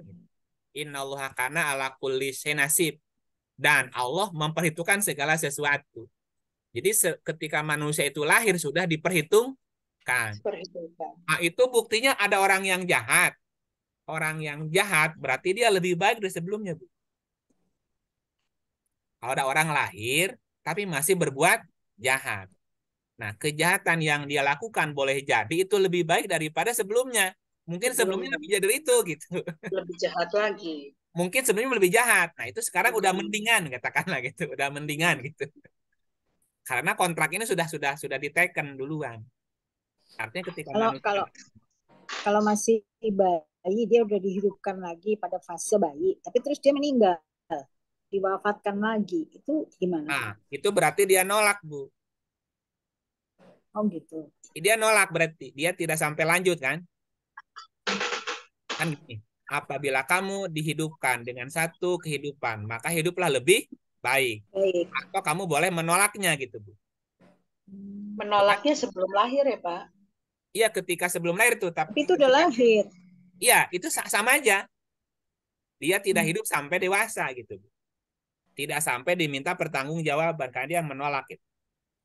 Nah, jadi kasus orang menolak itu dia meninggal sebelum balik biasanya. Atau mati dalam kandungan gitu. Atau gugur kandungannya. Bisa jadi seperti itu. Pasti ada sesuatu. Kenapa ini orang baru lahir terus meninggal? Nggak panjang umurnya. Tadi di surat 22 ada yang diwafatkan kan? Iya. Yang 225 itu. Ada orang yang diwafatkan, ada yang dipanjangkan. Nah, yang diwafatkan itu siapa? Ya berarti dia yang menolak tadi itu. Dia menolak untuk diberi kesempatan hidup berikutnya. Tapi padahal udah hidup ya, Pak. Ya, Padahal udah sempat hidup. sempat, tapi tidak dipanjangkan gitu. Nah, ada yang diwafatkan namanya. Berarti diwafatkan dia tidak dipanjangkan umurnya menjalani kehidupan berikut gitu. Nah, gitu. Oke, jadi poinnya apa? Bahwa ketika jiwa berkendaraan, kendaraan yang baru, pengalaman atau pengetahuan yang pernah dia ketahuinya dilupakan. Tapi walaupun dilupakan, karakternya pasti ngikut tuh. Ada orang yang ada orang yang karakternya seperti batu, Bu, keras kepala gitu kan. Ya, kan memang dia pernah ada di batu misalnya. Ada orang yang culas misalnya. Ya, culas itu kan sifat-sifat binatang melata, ular culas kan. Ada yang serakah, serakah itu kan gambaran kera, Bu, monyet kan serakah gitu. Ada yang punya karakter tikus, karakter ayam, karakter apa aja, Bu. Karena jiwa itunya masih ke bawah tuh. Nah, ketika berkendaraan manusia sebetulnya atau seharusnya dia lebih matang lagi, tidak seperti karakter-karakter binatang sebelumnya. Jadi Nah, kalau dibilang bahwa manusia itu lahir tuh fitrahnya itu baik gitu ya, itu belum tentu ya Pak, karena bawaannya yang dulu-dulu mungkin seperti tadi ada yang culas, ada yang begini, ada yang begitu gitu. dia Jadi kalau membawa rekaman sebelumnya, Bu. ya rekaman itu mempengaruhi ya Pak. Berpengaruh, Hmm. berpengaruh. Iya. Makanya tadi Jadi kalau dibilang bahwa manusia itu lahir kalau kayak Iya, tabula rasa bersih. ya sebagai Ya, kertas benar putih dong. itu sebetulnya nggak putih-putih amat ya. Sebetulnya dia sudah punya bawaan juga. ada bawaannya, ada sifat bawaannya begitu. Iya. Contoh gini lah, ibu bapaknya seorang dokter, ibunya dokter, bapaknya dokter, Bu. Punya anak, gen atau DNA ibu bapaknya nurun nggak, Bu? Iya, memang Nurun. iya. Itu namanya bawaan, Bu. Iya. Bisa saja Herediter. bisa saja anaknya dipaksa jadi seniman, Bu. Tapi bukan bukan bawaannya, tetap nalurinya ya ke situ. Atau ibu bapaknya seniman gitu, dipaksa jadi dokter. Bisa dia jadi dokter tapi tidak sesuai dengan bawaannya gitu. Karakter bawaannya tetap ada. Nah, Karena itu yang perlu iya. diungkapkan gitu. Misalnya kayak sifat bawaan yang kita tahu misalnya anak itu terlahir dengan membawa sifat-sifat bawaan dari kedua orang tuanya. Mungkin Iya, ada satu yang sifat bawaan itu bisa aja berubah fisik ya, misalnya oh fisiknya bisa. hidungnya seperti bapaknya, ini gitu fisik. Tapi juga ada sifat-sifat bawaan. Misalnya Sifatnya. dia dia itu pendiam atau introvert seperti ibunya, Ya, misalnya iya. gitu. Atau dia tuh apa namanya impulsif seperti bapaknya misalnya kayak gitu. Iya, Itu sifat bawaan yang sudah ada sejak dia lahir. iya. Itu yang dimaksud dengan stem cell tadi, Bu. Sel yang pertama itu kan bawa rekaman data. Diri Kalau yang kalau pertama, kalau jiwa satu yang sel, pertama, kalau nafas satu ya. sel satu DNA itu 10 miliar data, Bu. Termasuk data-data bawaan dari leluhurnya itu. Ya, Karakternya pasti nurun lagi ke dia gitu. Nah, itulah ya. pentingnya. Tapi apakah itu mungkin menjadi bagian dari dirinya itu tergantung juga kalau kita tuh lihat bagaimana lingkungannya mendidik dia dan seterusnya. Ya, Anak ya, yang misalnya kalau dia pun introvert tapi dia diberikan kesempatan misalnya untuk bersosialisasi dan sebagainya, mungkin introvertnya nggak terlalu kelihatan misalnya kayak gitu. iya. Itu bisa terjadi. Itulah makanya diperlukan orang yang ahli dalam hal ini kan, yang bisa Ya. membaca karakter dia, bisa membaca sifat bawaan dia apa, bakat minatnya apa ya, itu yang digali kan. Kamu itu sebetulnya di sini pasnya gitu. Apa yang dalam bahasa psikologi itu ya? Nah, kebanyakan kan gini. Banyak orang menjadi orang tua itu karena kepaksa, betul nggak, Bu ya? Tahu-tahu jadi orang tua aja gitu. Iya. Iya. Enggak Dulu ini nggak, enggak dulu dia nggak enggak pernah belajar. mempelajari, tidak Dia nggak- mempelajari bagaimana harus dia berperan sebagai orang tua. Nah, gitu. Akhirnya, ya tadi itu banyak terjadi, maaf tanda petik, kesalahan, kekeliruan orang tua mendidik anaknya, Bu. Lebih karena apa keinginan orang tua ya, bukan karena dia melihat anaknya itu bisa atau enggak. Nah, betul-betul. Banyak orang tua yang tadi sifatnya egois kan, Bu. Kamu harus seperti begini, kamu harus begitu, begini. Itu kan inginnya orang tuanya, sementara kan anaknya juga punya keinginan sendiri gitu. Akhirnya, Iya. nah itu yang terjadi, hanya jadi clash kan, konflik gitu. Jadi harmoni, tidak harmoni gitu. Iya. Iya. Karena tadi bahwa nafas itu ketika berkendara sudah bawa bawa catatan dia gitu, bawa karakter lah, bawa bawaannya gitu. Maka lingkungan tadi yang mempengaruhi. Bisa jadi jika dari awal anak itu ditemukan bakatnya, minatnya, bawaannya, itu kan lebih cepat berkembangnya, Bu. Iya. Dan itu salah satunya bisa dicek dengan golongan darah, Bu. Hmm. Makanya kenapa golongan darah itu beda-beda. Dan setiap golongan darah punya karakter yang berbeda dengan yang lainnya, Bu. Nah, dari situ aja sebenarnya orang bisa membaca ini orang karakternya apa, bakatnya apa, minatnya apa, harusnya udah bisa kebantu dari situ juga. Baru yang lain dikembangkan tuh. Yang lain hanya pendukung aja gitu. Pendukung gitu. Iya. Nah, ada yang utama, si nafas yang utamanya tadi itu nggak boleh hilang gitu. Ya, tapi tadi Oh, kembali kepada lingkungan lagi kan iya. gitu. Tapi Pak, dia kan nih sudah punya kendaraan nih ya. Dia kendaraan, lalu dia udah kontrak, oke, dia mau lebih baik lahir, lebih baik lagi.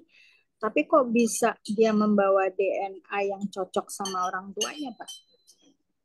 Karena kan dia mungkin orang dari nggak ada hubungannya sama orang tua. Itu gimana, Pak? Ya, gimana? Nggak nangkep. Jadi ini kan dia sudah punya kendaraan nih. Ya, si Dia A. sudah punya kendaraan, si A punya kendaraan.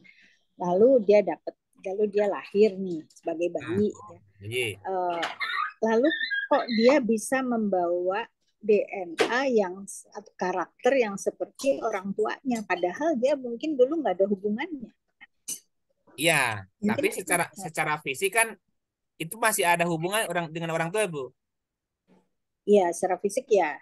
Ada tetap. Nah, Hmm. katakanlah si stem sel satu yang dulu, katakanlah maaf, sperma yang bertemu dengan ovum itu kan sperma orang tuanya. Iya, iya, Ovumnya ovum ibunya. Itu kan tetap iya. karakter ibu bapaknya kan ke bawah, Bu. Secara fisik. Nah, apakah Jadi secara ya? yang herediter itu, yang bawaan itu yang dari orang tuanya atau yang dia bawa dari kehidupan yang lalu? Iya, dari Sebelum. termasuk yang lewat bapaknya tadi. Hmm. Bapaknya Jadi juga dari bapak. informasinya udah banyak sekali ya Pak ya. Rekaman datanya Datanya. udah banyak, Bu. Rekaman udah banyak. Hmm. Ini sekarang, misalnya maaf, si sperma yang keluar dari bapak, si bapaknya makan apa, si bapaknya minum apa, si bapaknya ngerjain apa, itu kan juga kerekam juga di situ, Bu. Iya, iya. Nah, sehingga bawaan karakter dari orang tuanya, leluhurnya juga ke bawah ke situ. Hmm. Karakternya itu ngikut gitu. Makanya ada orang yang dulu, kenapa kamu sekarang seperti ini? Bapaknya nggak kayak gitu. Ternyata neneknya begitu, Bu. Iya. Ternyata itu karakter uyutnya dulu. Hmm. Misalnya gini, kok kamu sekarang kenapa jadi dukun? Orang tuamu nggak ada yang jadi dukun. Nenekmu nggak ada yang jadi dukun. Ternyata uyutnya dulu pernah jadi dukun, misalnya gitu. Ada kadang-kadang karakter uyut, buyut ya, udah ada ributnya. Nanti muncul di anak di keturunannya, bisa jadi begitu. Nah, terus Misalnya gini, karakter dia sendiri, Pak, karakter yang dia bawa dari kehidupan yang lalu itu nyampur atau gimana? nyampur, nyampur. Nah, karakter dia sekarang seperti apa? Itu yang dipengaruhi oleh lingkungan tadi. Lingkungan. Lingkungan itu yang membuat karakter yang baru gitu. Makanya dia belajar lagi kan dari lingkungan baru, belajar lagi dari pengalaman baru, belajar lagi dari ilmu baru, dengan situasi baru, teknologi baru, itu yang membuat jiwanya makin matang itu, Bu. Karena gini, tidak ada perjalanan jiwa yang tidak berguna sebetulnya. Termasuk pengalaman buruk dia gitu, Bu. Contoh gini, kita tidak akan tahu yang benar kalau nggak tahu salah, gitu nggak, Bu? Kalau nggak pernah salah. Nggak tahu. Ya, masalah kita nggak tahu benar nih. Iya. Maka sebetulnya proses perjalanan jiwa itu bagian dari proses pematangan jiwa. Iya. Ginilah, apa namanya? Mengapa kita tidak boleh mengolok-olok orang lain? Iya. Katakanlah ada orang jahat, katakanlah, Bu. Kita tidak boleh mengolok-olok dia. Kenapa? Boleh jadi kita pernah jadi jahat lah, Bu. Mungkin lebih jahat dari dia dulu. Sekarang kita tidak jahat lagi karena udah ngalamin gitu. Orang yang udah banyak pengalamannya dan dia sadar dengan setiap proses pengalamannya, pasti dia akan lebih bijaksana menyikapi hidup, Bu. Ada orang kan mudah menghakimi orang, Bu. Ya. Beda dikit dihakimin, salah dikit dihakimi, dosa dikit dihakimi. Bisa jadi dia belum banyak pengalamannya dalam hal itu, Bu. Atau gini, bisa jadi setiap kita pernah melakukan banyak dosa dan pernah banyak melakukan kesalahan, Bu. Di masa lalu. Sekarang kita sudah tidak melakukan itu lagi. Iya, emang udah pernah ngalamin itu gitu. Sehingga ketika kita melihat orang lain melakukan kesalahan, kita tidak perlu menghakimi dia. Ya cukup kita memberikan motivasi ke dia. Kamu jangan putus asa. Jangan pernah berputus asa dari rahmat Tuhan. Ya, tapi kan saya banyak dosa. Tuhan Maha Pengampun. Segala dosa kan memberi harapan ke dia supaya dia juga mau berubah gitu. Makanya tadi sebetulnya kan manusia bisa berubah gitu. Hanya gini, setiap jiwa perlu atau harus diperjalankan mengalami banyak hal supaya dia bijaksana gitu, Bu. Iya. Orang-orang yang gini, ada istilah kamu tuh belum belum banyak, apa istilah itu, ada istilah itu, belum banyak makan asam garamnya gitu, atau mainmu kurang jauh gitu, istilah gitu. Mainmu kurang jauh, itu ungkapan sindiran bagi orang-orang yang ininya sempit gitu, Bu. Wawasannya sempit gitu, pengalamannya sempit, sehingga dunia sesempit itu. Enggak, dunia tidak sesempit yang kamu pikirkan gitu. Jadi untuk menjadi bijaksana, menjadi bijaksini itu kan butuh proses perjalanan yang panjang gitu. Semakin dia banyak pengalaman menjadi banyak hal gitu. Mungkin dia dulu pernah jadi penjahat, sekarang dia bijaksana karena mengerti kenapa dulu saya jahat. Dia bisa memahami kenapa orang jahat kan gitu. Ketika dia jadi orang baik juga dia ngerti kenapa saya jadi orang baik. Nah, jadi melihatnya Udah lebih lupa, Pak. ya. Udah lupa tapi kan, Pak. Nah itu tadi, walaupun dilupakan karakternya kan nggak hilang, Bu. Oh iya, karakternya ada. Bawaannya, nalurinya kan nggak hilang gitu. Apa istilahnya? Kan ada tipe-tipe orang tuh, tipe orang yang setia gitu. Tapi ada orang yang sebaliknya gitu. Ya kenapa? Itu kan perjalanan juga sebetulnya. Perjalanan setiap jiwa, mungkin dia, kenapa dia dikecewakan banyak orang? Boleh jadi dia banyak membuat orang kecewa gitu. Nah sekarang kamu rasakan bagaimana kalau disakiti, bagaimana rasanya kalau dizolimi, bagaimana rasanya kalau dikecewakan orang. Nah dia kan mesti merasakan itu. Kalau tidak, dia tidak pernah matang kan jiwanya gitu. Berkaitan dengan bahwa jiwa itu selalu perlu penyempurnaan ya, ke arah Ya, kematangan. Oleh karena itu mungkin kita memang selalu dikatakan bahwa kita harus berprasangka baik kepada Allah dan ya, berserah diri ya Pak. Artinya kalaupun misalnya orang-orang di dekat kita itu misalnya meninggal dalam keadaan yang sebenarnya kita sedihkan atau kita nggak ya. begitu seperti itu, tapi kita mungkin ya sudah, memang itu perjalanannya gitu ya, Jalanan dan dia baru di pasti situ, iya. Betul. di situ, dan pasti dia akan lebih sempurna lagi, sehingga itu yang membuat kita mungkin menjadi lebih mudah menerima ya Pak ya, berserah diri ya, itu sudahlah, itu urusan Tuhan jadinya gitu ya Pak, bisa nggak bilang Iya. begitu? Ada istilah jangan mengisi rapot orang lain. Iya, Setiap iya, jiwa mengalami prosesnya, Bu. Ya kan? iya. Kalau ya kan gini. Dan jiwa serta penyempurnaannya, penyempurnaan ciptaannya. Setiap jiwa mengalami proses penyempurnaan. Penyempurnaan. Heeh. Umpamanya gini lah. Kalau berkumpul dalam satu ruangan tadi ada anak TK, ada anak SD, ada anak SMP, ada anak SMA, ada mahasiswa, ada profesor, ada dokter, Bu. Sama nggak pikirannya, Bu? Lain. Lain lah gitu. Mungkin, mungkin si anak TK, SD melihat orang lain yang udah profesor dokter, ini nggak masuk akal buat dia. Dia kok ngomongnya gitu ngaco ya gitu, misalnya Bu ya. Iya. Kenapa si anak TK melihat kata-kata perilaku orang dewasa? Bagi dia nggak masuk akal tuh. Nggak Ah, nyampe, belum orang nyampe. ngomong apa sih ini nggak ngerti ngaco nih orang. Kan dia belum nyampe ilmunya.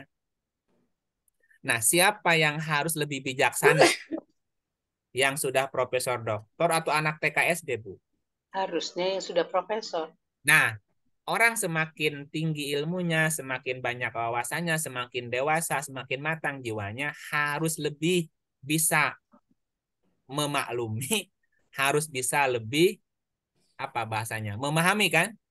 Memahami. Cukup Karena dia bisa. pernah pernah di bawah, pernah Pernah di situ, menjalani semuanya. pernah diperjalankan di situ gitu.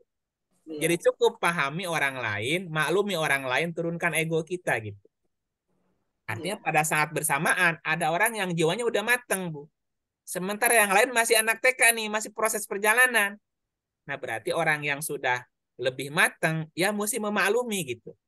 Dia iya. lagi diperjalankan masih di situ gitu, masih banyak melihat salahnya orang lain, nggak apa-apa. Dia belum sampai, ya kita yang harus harus memaklumi mereka kan itu, Bu. Hmm, Makanya tanda orang itu dewasa, dia lebih bisa memaklumi orang lain gitu. iya, Memaklumi karena setiap orang diperjalankan berbeda satu dengan yang lain. Ya iya. mungkin Bapak Ibu sudah diperjalankan udah jadi profesor dokter nih, udah dewasa lah. Sementara orang masih ada yang anak-anak masih TK nih. Nah, Hmm. bukan memaksa mereka mengerti kita, kita harus mengerti mereka gitu. Menerima dia apa adanya. Nah, menerima dia apa adanya, dia sedang belajar, Bu. Dia sedang mempelajari sesuatu gitu. Kita hanya butuh memaklumi dia dan mengarahkan aja gitu. Iya, Kalau dulu belajar ke Pak Tino Sidin, Bu, tidak ada lukisan yang buruk kan? iya. Semuanya bagus. Hmm. Bagus gitu. Semuanya nggak ada yang salah dalam waktu. Kenapa? Di masanya, dalam prosesnya semuanya bagus, Bu. Bagus ya. Orang melakukan kesalahan dalam belajar, bagus nggak, Bu? Bagus. Bagus, Bagus. kamu belajar walaupun Jadi salah. tahu. Tahu. Nah, gitu. Kan ada ungkapan gini, ketika orang berbuat, pasti akan mengalami kesalahan. Kalau kamu tidak mau melakukan kesalahan, jangan berbuat apa-apa. Apa? Ketika orang ketika orang tidak berbuat apa-apa, ada kesalahan nggak, Bu? Enggak. Salah sih. Karena Salah nggak banget. berbuat apa-apa. Tidak berbuat Salah banget karena apa-apanya dia yang nggak salah. berkembang. Nggak Ya, berbuat tetapi kan apa-apa tidak ya salah. berkembang. Jadi Iya, kesalahan itu sesuatu yang niscaya, Bu. Dalam iya, proses belajar itu salah mah kudu gitu. Nah, makanya iya, dalam proses kematangan jiwa, dalam proses penyempurnaan jiwa, orang kan boleh salah. Ya.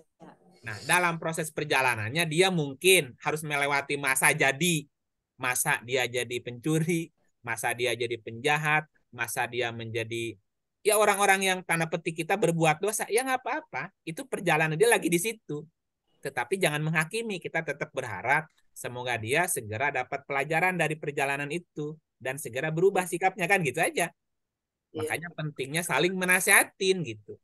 iya, iya. Kenapa dia melakukan kesalahan? Boleh jadi karena dia tidak tahu, atau dia hilaf, atau dia bodoh, atau dia apa kan gitu. Maka Iya. disitulah fungsinya saling menasehatin gitu. Tapi bukan menghakimi ya gitu. Iya. Bukan menghakimi, tapi menasehatin dia ngasih tahu. Kenapa kamu melakukan itu ya gitu. Kan ditanya, emang kenapa? Nah, emang kenapa? Kamu tahu nggak itu tidak baik? Nggak tahu. Nah, boleh jadi karena nggak tahu kan gitu. Nah, jadi menasehati. bukan menghakimi. Karena menghakimi bukan hak kita gitu. Tadi harap dimaklumi. Tidak semua orang jiwanya sudah matang, Bu. Gitu ya. Iya. Jadi Sudah. memang oleh karena itu dia sendiri yang diminta pertanggungjawabannya ya Pak ya. Tetapi saya jadi tiba-tiba terpikir ya, Mm-mm. apa pengaruhnya doa kita Pak misalnya? Artinya kita mendoakan orang menjadi lebih baik dan sebagainya itu ngefek nggak gitu? Karena kan itu orangnya sendiri yang memilih ya dia mau menjadi baik atau tidak gitu. Tapi Iya. pengaruh doa, misalnya doa kita terhadap orang itu berpengaruh nggak ya sebetulnya? Nah, ini ayat doanya ya. Jangan salah dalam berdoa ya. Ya itulah makanya. Baca ya.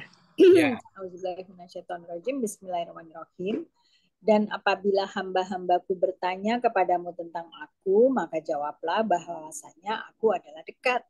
Aku mengabulkan permohonan orang yang berdoa apabila ia memohon kepadaku. Maka hendaklah mereka itu memenuhi segala perintahku dan hendaklah mereka beriman kepadaku agar mereka selalu berada dalam kebenaran. Ada asalnya ya Pak ya? Ada Ada ada syarat, cerit, ada ada syarat, syarat, ada syarat. ada SK, syarat ketentuan berlaku. Iya, ada syarat dan ketentuan berlaku. Dan apabila hambaku bertanya kepadamu tentang aku, maka jawablah bahwasanya aku adalah dekat. Aku nih, uji budak watadai idza da'an. Aku mengabulkan permohonan orang yang berdoa apabila dia memohon kepadaku. Apa fungsi doa, Bu? Doa itu kan artinya menyeru, Bu. Doa itu menyeru. Da'an. Dakwata da'i. Dakwah itu artinya menyeru, Bu. Aku mengabulkan, aku menjawab seruan orang yang menyeru kepadaku. Tadi saya sampaikan ketika kita punya ide, punya gagasan, terus ide gagasan tadi diungkapkan dalam bentuk kata-kata, Bu. Nah, setiap kata-kata itu sudah jadi energi Energi. dan itu akan terjadi di Hmm. surat 5, 1, 2, 3. Nih ayatnya. Bismillahirrahmanirrahim. Maka demi Tuhan langit dan bumi, sesungguhnya yang dijanjikan itu adalah benar-benar akan terjadi seperti perkataan yang kamu ucapkan. Nah, itu berkaitan dengan doa tadi, Bu. Doa kan ungkapan kan? Iya. Ketika kita mengungkapkan sesuatu, maka itu akan pasti terjadi. Kalau nggak sekarang, besok. Kalau nggak besok, lusa loh, Bu. Pasti. Seperti kita lempar air ke tengah danau, lempar batu ke tengah danau. Itu ada gelombangnya nggak, Bu? Ada. Ada gelombangnya. Sampai kapan tuh gelombangnya? Sampai mana? Sampai tenang lagi. Sampai terus. Sampai ketika dia ada dinding, balik lagi nggak? Balik lagi. Ke kita gitu. Jadi ketika kita berdoa seperti melempar melempar batu. Kalau enggak terkena ke orang, balik ke diri kita gitu. Misalnya, maaf misalnya anak kita susah diatur, Bu. Susah diatur karena peting misalnya. Kita kan tetap mesti optimis. Ya Allah ya Rob, semoga anakku jadi anak yang baik. Baik versi kita lagi. Semoga anakku menjadi anak yang berbakti. Itu kan udah keluar, Bu. Iya. Satu ketika itu pasti sampai juga doa tadi ke anak kita. Boleh jadi anak kita dapat doa tadi setelah kita nggak ada, bisa nggak, Bu? Bisa. Ya gitu. Ya, saya punya teman dulu, Bu, nakal sekali, nakal banget, Bu. Susah diaturnya, Bu. Tetapi ketika orang tuanya wafat, Bu, dia berubah 180 derajat, Bu. Mungkin selama hidupnya orang tua itu terus doa kan? Terus doa gitu. Tapi belum belum nyampe doanya tuh, masih dalam perjalanan. Nah, ketika orang tuanya wafat, anaknya berubah, Bu. Jadi anaknya atau doa itu sampai ke si anak tadi setelah orang tuanya nggak ada gitu.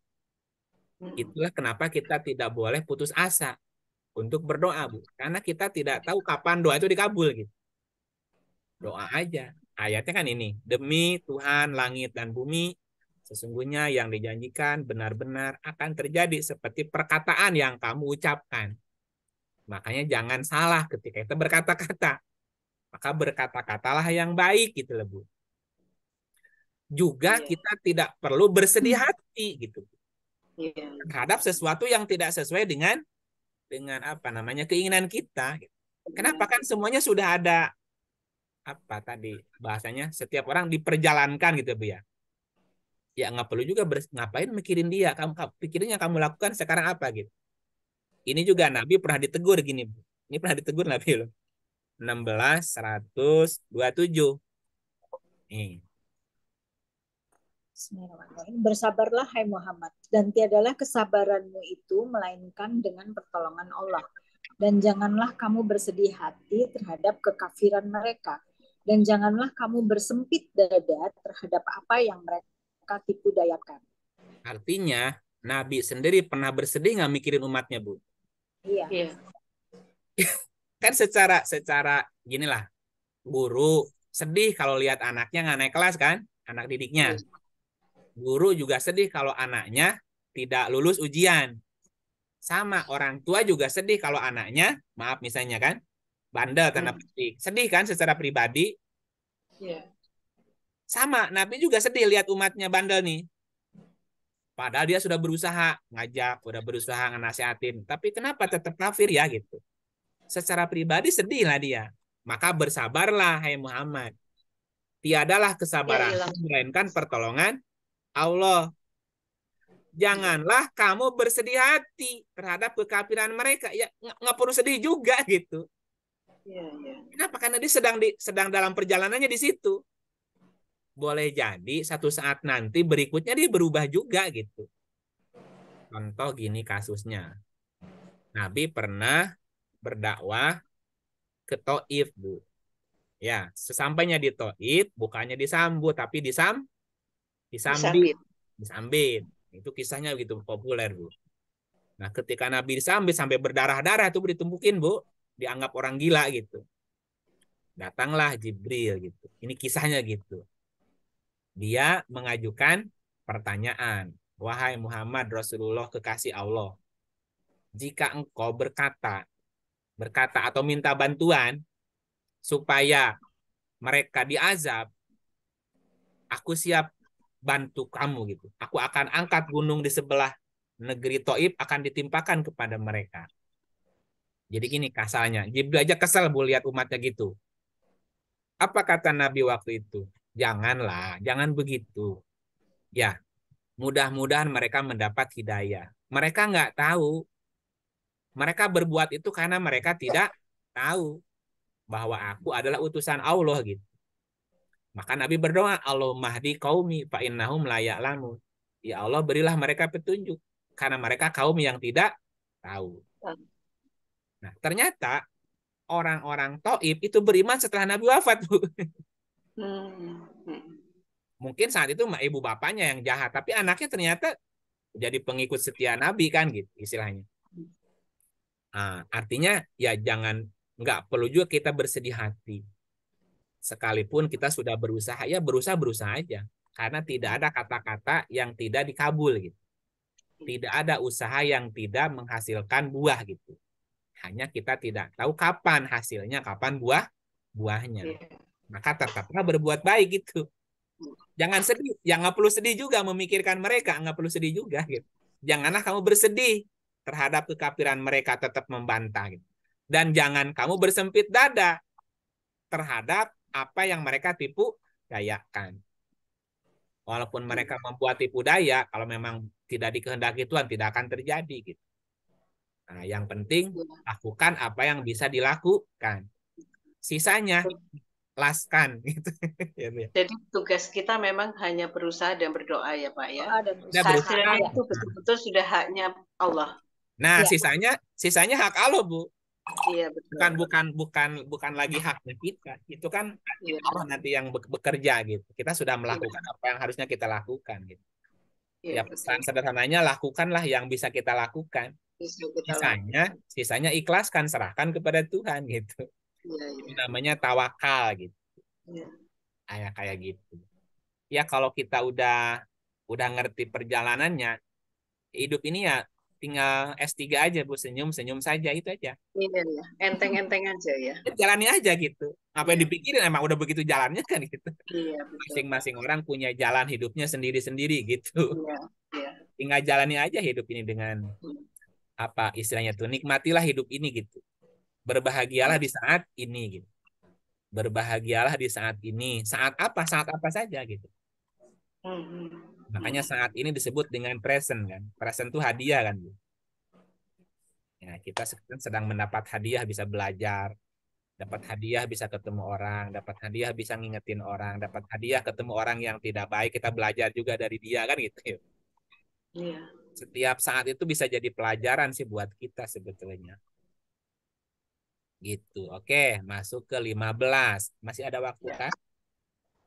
Masih.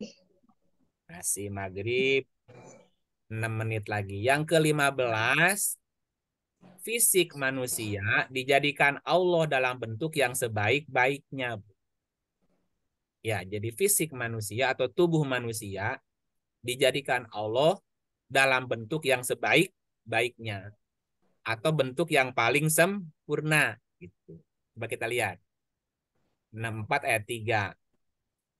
64 ayat 3. Bismillahirrahmanirrahim. Dia menciptakan langit dan bumi dengan tujuan yang benar. Dia membentuk rupamu dan dibaguskannya rupamu itu. Dan hanya kepada Allah lah kembalimu. Ya, dia membentuk rupamu dan dibaguskannya rupamu. Udah bentuknya paling apa? Rupanya paling bagus, bentuknya paling sempurna. 95 ayat 4. Bismillahirrahmanirrahim. Sesungguhnya kami telah menciptakan manusia dalam bentuk yang sebaik-baiknya. Nah, bentuk sebaik-baiknya rupanya paling bagus. Bentuk sempurna, rupa paling bagus. Kalau nggak aktif, gimana, Bu? Mubazir. Mubazir juga. Nah, supaya aktif semuanya, telinganya berfungsi mendengar, matanya berfungsi melihat, gitu kan, otaknya berfungsi memahami, semua organnya berfungsi, maka diberinya ruh. Diberi ruh, Bu. Ditiupkan ruh ke tubuhnya, gitu. 329. Bismillahirrahmanirrahim. Kemudian dia menyempurnakan dan meniupkan ke dalam tubuhnya roh ciptaannya. Dan dia menjadikan bagi kamu pendengaran, penglihatan, dan hati. Tetapi kamu sedikit sekali bersyukur. Nah, berarti fungsinya ruh mengaktifasi. Ruh mengaktifasi persenyawaan antara nafas dengan fisik. Berfungsi tuh. Ya kalau nggak ada ruh, nggak aktif tuh. Ya percuma juga gitu. Kayak robot gitu, bukan robot, kayak patung gitu kan gitu. Ditiupkannya ruh untuk mengaktifasi persenyawaan antara nafas dan fisiknya tadi dengan jiwa dan raganya nyatu tuh bersenyawa namanya sehingga jadi aktif gitu. Lihat lagi di 2191. Ada nggak ayatnya? Ini lagi cerita Maryam, nggak apa-apa. Ya. Bismillahirrahmanirrahim. Dan ingatlah kisah Maryam yang telah memelihara kehormatannya. Lalu kami tiupkan ke dalam tubuhnya ruh dari kami, dan kami jadikan dia dan anaknya tanda kekuasaan Allah yang besar bagi semesta alam. Ya, ingatlah Maryam yang telah memelihara farja, itu artinya lubang, Bu. Ingatlah kisah Maryam yang memelihara farjinya, kehormatannya. Lalu kami tiupkan ke dalamnya ruh. Kan gini konsepnya. Maryam itu kan artinya tekad yang kuat, Bu. Maryam itu tekad yang kuat atau kemauan yang kuat. Ingatlah kisah Maryam. Ketika seseorang punya tekad yang kuat, punya kemauan yang kuat, kemudian dia memelihara kemaluannya. Farja itu diartikan kehormatan, Bu. Dan manusia itu kan diberikan banyak lubang, Bu. Ada 9 lubang loh, Bu. 9 lubang. Mata berapa mata? 2. 2. Telinga? 2. Hidung? 1. Mulut? 1. Berapa lubangnya, Bu? 1. 9. Totalnya 7. Totalnya berapa?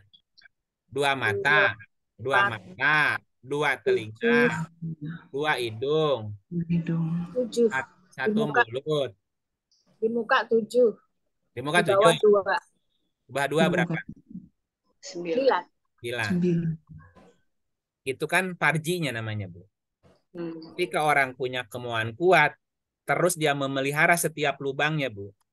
Dia tidak mendengar kalau perlu mendengar gitu. Jadi dia hanya mendengar yang perlu didengar, melihat yang perlu dilihat, mencium yang perlu dicium gitu. Dia hanya berkata yang perlu dikatakan gitu. Termasuk menjaga 2 lubang bawahnya. Nah, ketika dia bisa menjaga setiap lubangnya, kehormatannya tadi, Bu, menjaga kehormatan namanya. Itu nanti ruhnya ditiupkan ke dalam dirinya gitu. Nah, proses latihan menjaga lubang tadi, Bu, itu orang menyebutnya apa?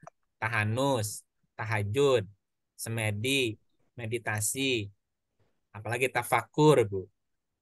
Dia ketika dia bisa menjaga setiap lubangnya tadi, Bu, maka di situ istilahnya kami tiupkan ke dalamnya ruh gitu. Dia akan diberi kekuatan. Ruh itu kan semangat juga berarti, Bu. Dan kami jadikan dia dan anaknya. Siapa anaknya Maryam? Isa. Isa itu harapan pasti artinya. Orang yang punya tekad yang kuat pasti akan melahirkan harapan. Jika bisa memelihara kehormatan tadi, memelihara setiap lubang dalam dirinya tadi, Bu. Dan itu sebagai tanda yang besar bagi semesta alam. Jadi ada hubungan di sini antara tubuh fisik manusia dengan ruh dan jiwa. Jiwa sudah sempurna, jiwa fisiknya sudah sempurna diciptakan, jiwa juga sudah ada di dalamnya, ditiupkan ruh, maka aktiflah semua organ tubuh kita gitu, Bu. Jadi ruh mengaktifasi persenyawaan antara nafas dan fisik. Sehingga telinga bisa mendengar, mata bisa melihat, hidung bisa mencium, kulit bisa meraba gitu, Bu. Hati bisa mendeteksi, otak bisa berpikir. Itu kan karena ada ruhnya gitu. Kalau nggak ada ruh, ya nggak bisa dipakai itu handphone. Kalau ibaratnya di handphone itu, handphone baru, SIM card baru, nggak ada baterainya, Bu. Nah, diem aja. Dikasih baterai, jreng, hidup tak gitu, Bu. Nah gitu. Kenapa manusia diciptakan sebaik-baiknya? Ya, bentuk sebaik-baiknya, rupa yang paling bagus. Karena manusia akan menerima tugas gitu. Tugas yang tidak mudah, Bu. Jadi khalifah Allah di bumi gitu. Supaya manusia mengelola bumi, memakmurkan bumi, menghidupkan bumi tadi namanya.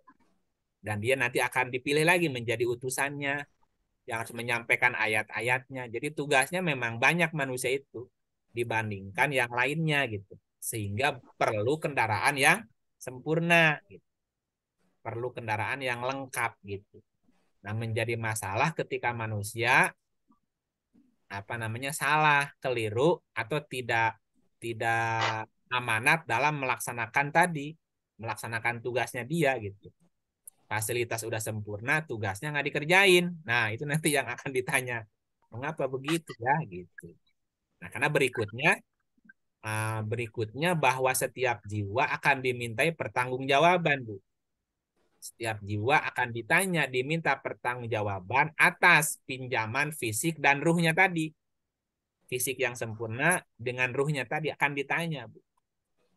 Ya, setiap jiwa akan bertanggung jawab. Nah, ini ayatnya satu aja ya. Surat 7438. 7438. Apa satu lagi? Bismillahirrahmanirrahim. Tiap-tiap diri bertanggung jawab atas apa yang telah diperbuatnya. Tiap-tiap diri, setiap nafas bertanggung jawab atas apa yang dia perbuat. Nanti diminta pertanggungjawaban, Bu. Setiap jiwa, setiap diri akan bertanggung jawab. Kenapa? Karena setiap nafas tahu apa yang telah diperbuatnya. Bahkan tadi dikatakan di poin yang keberapa tadi di awal, setiap nafas bisa menghitung dirinya. Dan setiap napas tahu apa yang dikerjakannya, Bu. Tahu dia apa yang telah diperbuatnya. Juga yang dilalaikannya. 8114. Bismillahirrahmanirrahim, maka tiap-tiap jiwa akan mengetahui apa yang telah dikerjakan. Nggak bisa ngeles gitu. Setiap jiwa akan ditanya, diminta pertanggungjawaban, dan setiap jiwa tahu apa yang pernah Berbuat. dilakukan. Dilakukannya dia tahu. Rekamannya ada di dia, kok nggak kemana-mana ya. Nah, jiwa-jiwa itulah nanti yang akan diberi balasan, Bu, sesuai dengan data sebelumnya tadi gitu. Jika data yang ada dalam jiwa kita sekarang baik nih, Bu, nilainya cum laude nih, nanti kendaraan berikutnya pasti lebih baik gitu. Kendaraannya lebih baik, keadaannya lebih baik, semuanya akan lebih baik, Bu. Nah, itulah yang disebut dengan proses menjalani kehidupan yang lebih sempurna tadi, Bu. Nah, semakin canggih, semakin bijak, semakin ya sampai ke level wisdom lah. Ada orang yang sudah sampai ke bijaksana gitu ya. Itu kan tidak mudah, perjalanannya kan panjang sekali gitu. Oke, kita baru sampai ke poin 16. Ya? 15. 16. Baru 16. 16. Kita sebutin. Kan 11-nya apa? 11. 11-nya nafas. Nafas bisa menghisap dirinya sendiri. 12. Setiap nafas ada penjaganya. Ya. Terus berapa? 13. 13 ketika akan berkendaraan, nafas itu awalnya satu, nafsin wahidah tadi, stem cell. Yang berikutnya kan nempel-nempel jadi banyak. 14, nafas yang sudah berkendaraan, ketika lahir dia dilupakan masa lalunya. Masa lalunya dilupakan, pengalaman masa lalunya nggak ingat. Nah, terus yang ke berapa? 15. Hah? 15. Fisik manusia dijadikan Allah dalam bentuk yang sebaik-baiknya atau yang sempurna. Nah, 16-nya nafas akan diminta pertanggungjawaban. Ya, 16, 17 belum. Iya. Ya, baru sampai 16 kan? Bahwa nafas akan diminta pertanggungjawaban. Dan setiap nafas tahu apa yang dikerjakannya gitu. Makanya ya nggak bisa, kita juga makanya kenapa nggak bisa menghakimi orang, dia sedang menjalani ya akibat perbuatan dia sebelumnya gitu. Ya udah, gitu aja berjalannya, Bu ya. Baik, terima kasih Bapak Ibu. Mohon maaf. Makasih Pak. Makasih banyak. Auzubillahi minasyaitonirrajim. Iya. Iya. Terima kasih Pak.